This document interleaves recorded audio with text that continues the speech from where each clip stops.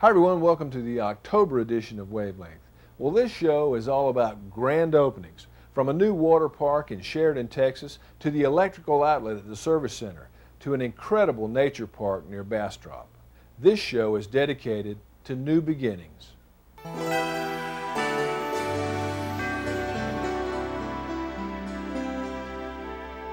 This 1,600-acre site on the Colorado River in Bastrop County truly is an incredible piece of property. Just 13 miles east of Austin on Highway 71, the site is known as McKinney Roughs. It was purchased by the LCRA back in 1995 to be preserved as a nature park.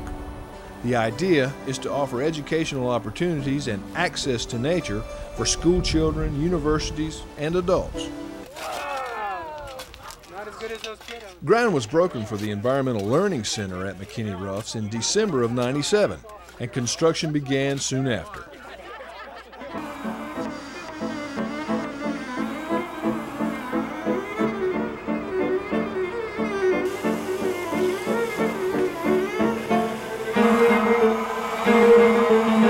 Fast forward to September 1998. Construction on the headquarters building and the Learning Center is complete. Hey, Richie. LCRA board members and special guests officially opened the facility.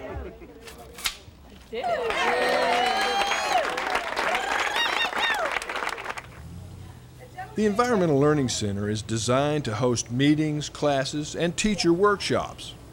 And then I just took Velcro and sealed them shut. These teachers are part of the first workshop held at McKinney Roughs. Teachers receive special instruction and training so they can bring their classes back out here free of charge to experience a wide variety of environmental activities. You see how large this mound is. Is this a new mound or an old mound? Old mound. Very old mound, and it's even spreading further and further.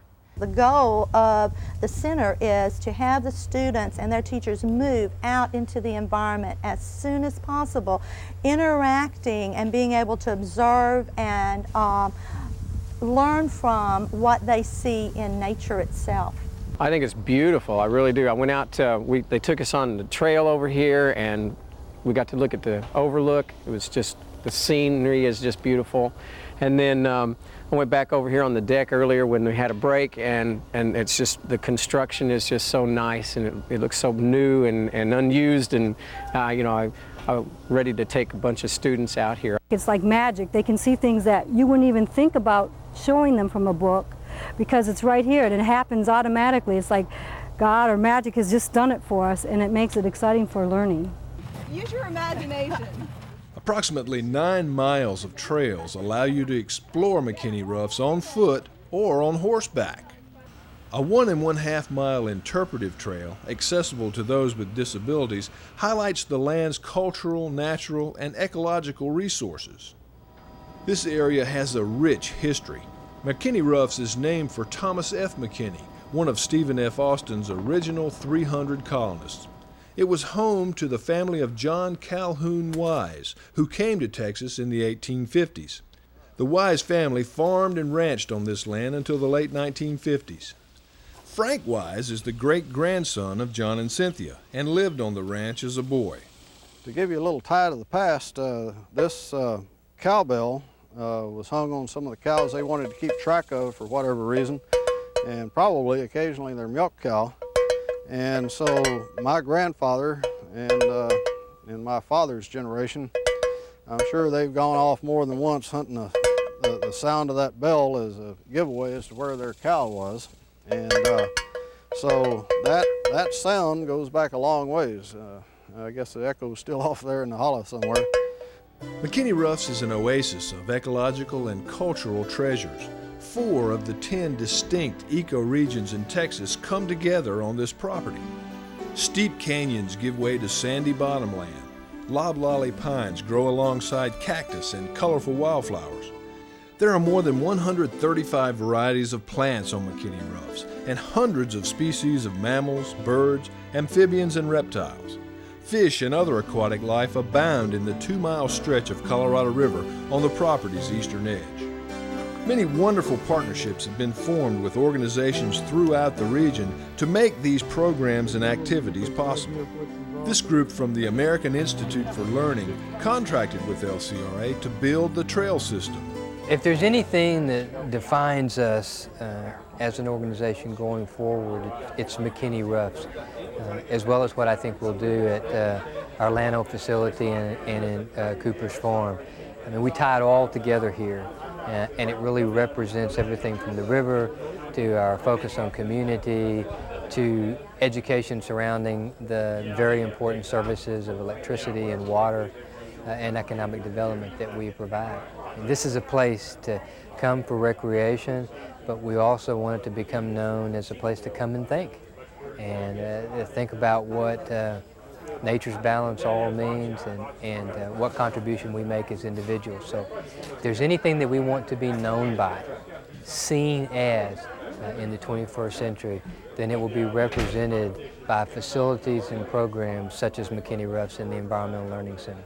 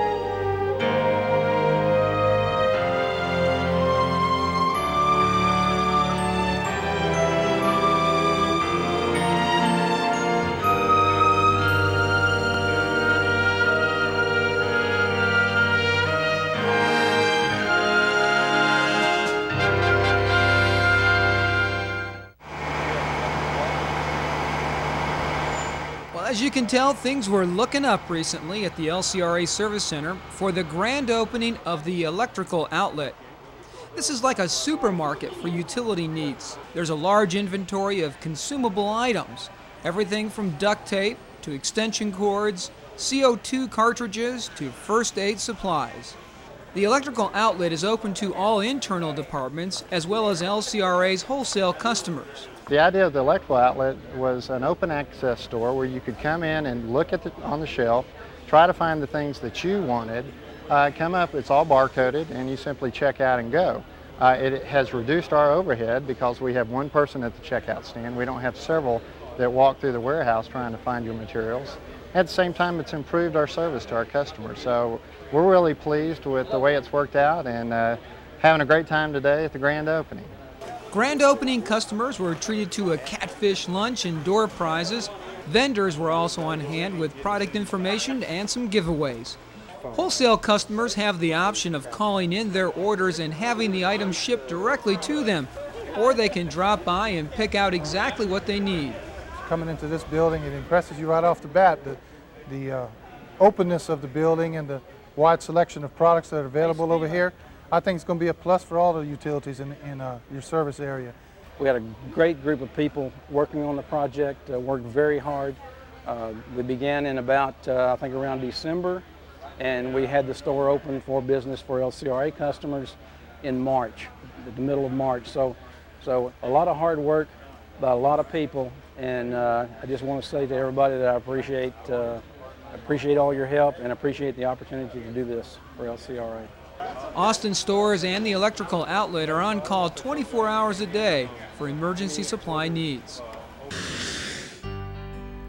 Governor Ma Ferguson appointed the members of the first LCRA Board of Directors in 1934.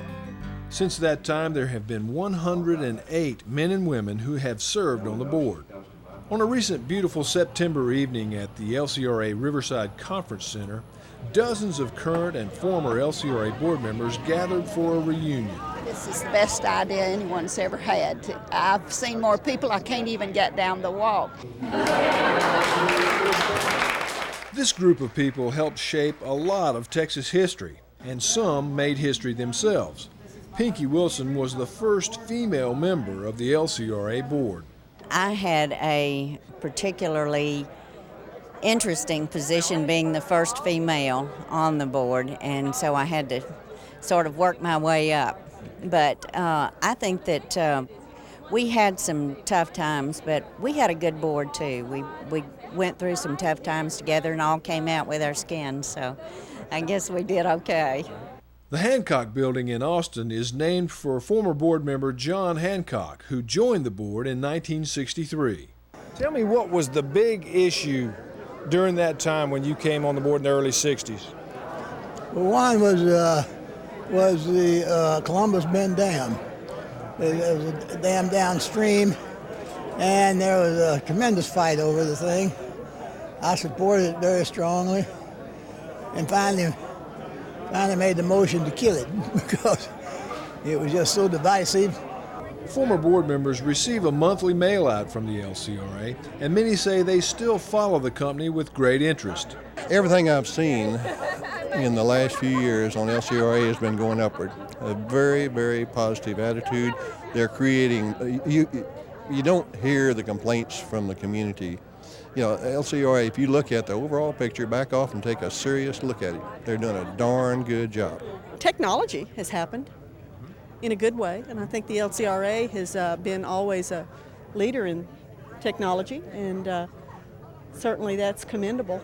Well, it seems to be great, and I particularly am appreciative of what they're trying to do for the different communities, too. I serve on the City Development Corporation Board of El Campo, and I keep up with that sort of thing, and I think it's good that they're giving us the help that we need downstream, and we do need it. The reunion was hosted by current board members, General Manager Mark Rose, and the LCRA management team, who also cooked the catfish dinner.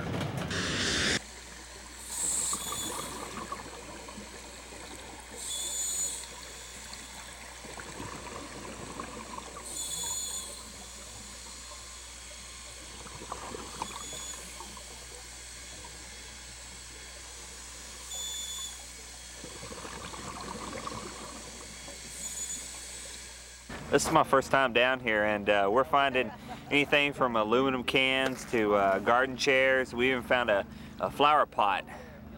So it's kind of good. It's good to get out here.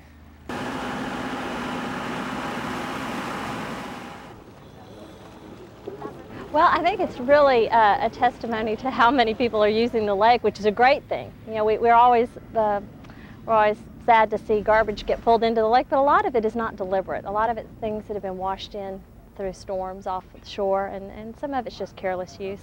But it is a real tribute to the way people use the river and the way people are taking responsibility for cleaning it up. And the hard part of it is we pull aluminum cans or tires out of the bottom of the river, and that's out of there. But the stuff that's really hazardous to our water supply is the chemicals that come into non-point source pollution that poison our water supply out here. And that stuff you just can't scuba dive and pick up off the bottom. So we handle that in the spring through the Household Hazardous Waste Program, which has really grown to be quite an event. So we're trying to address the quality of our river in any number of ways, and it is all going back to the community support.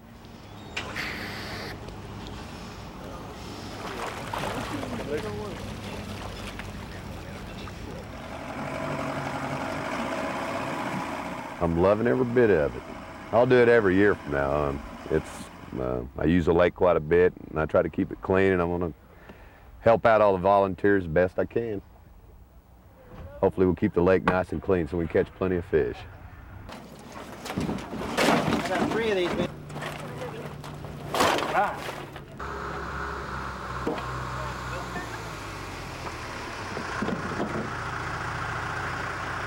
We had a chance to come out and give back to the community a little bit and just put our 2 cents in, and we had a little fun while we were at it, got a little diving experience in. So we had a real good time, had a real good turnout, and cleaned up a lot of trash.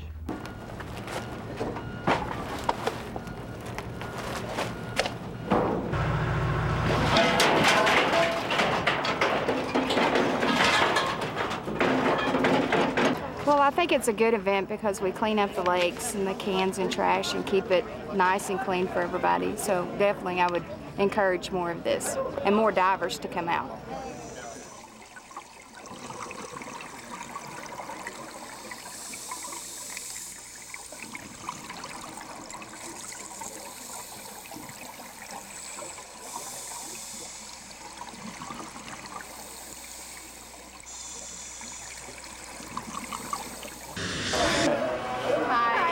the splashway. If everybody had an ocean across the USA, then everybody'd be served like California. It started out as a community pool and just kept growing. Sheridan, Texas seems to be an unlikely place for a water park, but when the only pool in town fell apart back in 1991, Jim Briscoe and some other concerned citizens in this town of 200 wanted to build a new one. They formed the Sheridan Parks and Recreation Center, a nonprofit group that received grants from the Texas Parks and Wildlife Department, Department of Commerce, and the LCRA. They bought this 18 acres, which was an old dumping ground, and the transformation began, but not without a lot of hard work. The week before we opened, there were people literally here till 5:30 every morning, would come back out at 7. People would take week off vacation time, be out here from 7 o'clock in the morning till midnight, 7 days a week. It's taken just a tremendous, not only a volunteer effort from here, but a lot of businesses chipping in and donating machinery. Parks and Wildlife Department grant that we received, a lot of private foundation grants, machinery and funds from LCRA to make it work. San Bernard Electric Co-op, one of our good customers, has helped a whole lot with in-kind services. Some of our folks from Lakeside Irrigation have come over here and with the track hose and dump trucks and done that, and it's just really been a county-wide community effort to make a dream come true. After some initial skepticism, the community voted to support the project, and Colorado County officials also got behind the idea. The county's going to benefit immensely. First of all, I believe this area is going to develop. There's going to be more businesses that are going to grow in this area. It's going to help our local economies, whether it be in Eagle Lake or Columbus or Weimar. People are going to want to come to this water theme park. They're going to want to stay in the hotels. They're going to stay over. They're going to buy. It's going to help our sales tax. All of this is just going to shoot a fresh shot of energy into the county's arm, and we're just proud to be a part of it. The water park opened in July with good crowds and rave reviews. I think it's real good. I like being here. We thought we could do it, but it would take several years to market it and get the word out, and we're already hitting the high end of the numbers that we wanted within a month of being open. So. What kind of numbers is that? We're averaging about 700 to 800 people a day in here. Splashway has a total of 77 employees. 65 of those are teenagers with great summer jobs. Yes, it's been the best summer job I've ever had. Oh, I love it. Wouldn't trade it for anything. It's a family place, and that's what we built it as from the very beginning. People were worried that we'd have a lot of teenagers out here, running the roads and causing trouble. But what we find is that the families with younger kids, especially, they can come here and they don't have to worry about losing their kids in 3 parks and 20,000 people during the day. The plans are to open the park to rollerbladers and skateboarders this winter, and the water park will reopen on weekends in May and daily next June. In the October edition of the LCRA News, read about the new look and new mission of the LCRA Rangers. Also, read about the folks who talk about the LCRA, the Speakers Bureau, and there's a special section on the recent Safety and Service Awards held in Rockney, Texas.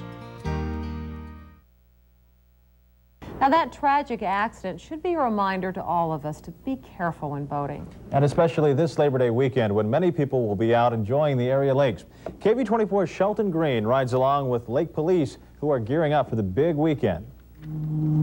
The man skiing is about to become an example of how quickly things can change on the lake. We need EMS at Emerald Point to meet us. We have a skiing accident. Mike Kane of the LCRA rushes to the aid of that skier who took a nasty fall and hurt his back. Despite this incident, lake workers are seeing fewer accidents while they are seeing more boats on the water. Police say it's because people are more educated about boat safety and they've boosted lake patrols. We're still able to keep up with the demand. We're not dropping behind in calls. There's been a concerted effort by all the agencies in this area to stay on top of that. I think a collective effort of all the agencies and the area businesses about awareness and boating safety have gone to decrease the number of accidents we have on the lake. Extremely dangerous. And you will see businesses on the lake offering safety tips to their customers. This boat is not meant for towing anything behind it. So don't tow your wave runner, don't tow your friend or whatever. Still, a little common sense can be your best defense. It's kind of like defensive driving. As long as you're a defensive boater, you should be okay as well. And that could keep injuries like this to a minimum this weekend. Shelton Green, KV24 News. New boating safety laws went into effect this month. Kids under 16 must be accompanied by an adult in boats, and teenagers must take a boater education course before driving a boat. It's not uncommon these days to see tracts of prime Texas real estate getting gobbled up for development. So in tonight's Positively Texas, Joe Biggett brings us the story of one such parcel that has been spared the bulldozer. You see, look at this bright red bug. How can they hide? This is so they cool. look like stink bugs. These science teachers are discovering the wonders of nature at a new preserve known as McKinney Roughs. And at the same time, they're learning how to better teach their students. They come and they get trained in learning how to do outdoor and environmental education. In fact, education is the reason for being for McKinney Roughs. It is 1,600 acres of living ecology 13 miles east of Austin. The land was bought by the LCRA and turned into this preserve. It's something that we're trying to give back to members of the state of Texas and members of this community. The ridged section will probably be the most popular. It's a short section of gravel trails that quickly get people communing with nature. And as they go along, they will be able to have a map. Right. And so then as they come to one of these points, they'll look at their map and they will use that as interpretive material. The grand opening was this weekend, so when we visited, they were still putting the finishing touches on things like the sign and the landscaping and the building complexes which house the classrooms and the staff headquarters. And while that was going on, students from the Austin Institute of Learning were helping out on the paths. In fact, McKinney Roughs is a sort of partnership with the Texas Trust, which helps at-risk and underprivileged kids, all through nature. This thing is just alive with stuff. And it won't be long before McKinney Roughs is alive with the sounds of students learning about nature, thanks to a Positively Texas preserve right in our own backyard. For Fox 7 News, I'm Joe Bickett. McKinney Roughs is 13 miles east of Austin on your way to Bastrop on Highway 71. It is open to the public, and corporations, schools, and businesses can book the facilities for a modest fee.